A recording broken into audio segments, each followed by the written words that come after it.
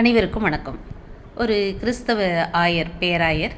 அவர் இதில் கப்பலில் போயிட்டுருக்காரு. போயிட்டுருக்கும் பொழுதேவும் அந்த கப்பல் தலைவர் சொல்கிறாரு, அங்கே ஒரு தீவு இருக்குது, அந்த தீவில் 3 துறவிகள் இருக்காங்க. அந்த 3 துறவிகளும் ரொம்ப ஏழ்மையான வாழ்க்கை நடத்துகிறாங்க. ஒன்றுமே படிக்காதவங்க. ஆனால் பார்த்திங்கன்னா ரொம்ப கடவுள்கிட்ட எப்போது வேண்டிக்கிட்டே இருக்காங்க. ரொம்ப நல்ல மனுஷருங்க அப்படின்னு அந்த கேப்டன் சொல்கிறார். இதை கேட்ட உடனே அந்த ஆயருக்கு அவங்கள போய் பார்க்கணும் அப்படின்னு இவருக்கு ஒரு ஆசை வருது. உடனே சரின்னு சொல்லிட்டு கிளம்பி அங்கே போகிறாரு. அங்கே போய் அவங்கள பார்த்தா உண்மையிலே தான் அவங்க ஒன்றும் படிப்பறிவு இல்லாதவங்க.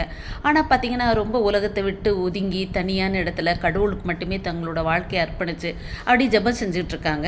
உடனே அவங்கள பார்த்து இவர் கேட்குறாரு, ஆமாம் நீங்கள் என்ன மாதிரி ஜெபம் சொல்லியிருக்கீங்க, மந்திரம் சொல்கிறீங்க அப்படின்னு கேட்கும் பொழுது அந்த 3 பேரும் சேர்ந்து சொல்கிறாங்க, நீங்கள் மூவர் நாங்களும் மூவர், எங்கள் மேல் இரக்கமாயிரும்னு சொல்லிகிட்டு இருக்கோம் அப்படின்னு சொன்ன உடனே இந்த பிஷப்க்கு ஆயருக்கு ஒரே ஆச்சரியமாக போயிடுச்சு. என்னடா கடவுள் சொல்லி கொடுத்த அந்த ஜெபம் பரலோகத்தில் இருக்கிற எங்கள் பிதாவின்னு அது கூட சொல்ல தெரியலையே, பிதா சுதன் பரிசுத்தாவின்னு அது கூட சொல்ல தெரியாமல் என்ன இவங்களாமோ ப்ரேயர் பண்ணுறாங்க அப்படின்னு சொல்லிட்டு, ஐயோ லார்ட்ஸ் ப்ரேயரை கட்டாயம் நீங்கள் கற்றுக்கணும் அப்படின்னு சொல்லிட்டு அவங்களுக்கு இவர் சொல்லித்தரார். நாள் முழுவதும் சொல்லித்தந்து திரும்ப திரும்ப சொல்லி கொடுத்ததுனால படிப்பறிவு இல்லாதவங்க கொஞ்சம் தாமதமாக கற்றுக்கிட்டாங்க. சரின்னு இவர் கிளம்பி திரும்ப அவரோட வீட்டை நோக்கி வர்றாரு.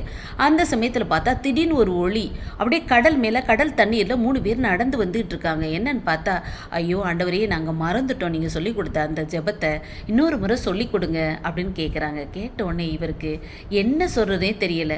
நீங்கள் 3 பேர் சொன்னதுதான் உண்மையான ஜெபம், அதை கடவுள் ஏற்றுக்கொண்டாரு, உங்கள் முறைப்படியே சொல்லுங்கன்னு. இந்த கதை எதை சொல்லுதுனாக்கும், இதுக்கெல்லாம் பெரிய சடங்கு, சம்பிரதாயங்கள், முறைகள், மந்திரம் இதெல்லாம் தேவையில்லை.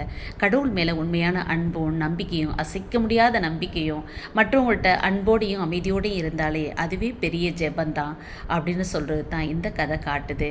இது மாதிரி குற்றம் இல்லாத அல்ல கள்ளம் கபடம் இல்லாத நல்ல மனிதர்களாக இருந்தோம்னாலே கடவுள் நம்மளை ஏற்றுக்கொள்வார் அப்படின்ற ஒரு அருமையான விஷயத்தை இந்த கதை மூலமாக தெரிஞ்சுக்கிறோம்.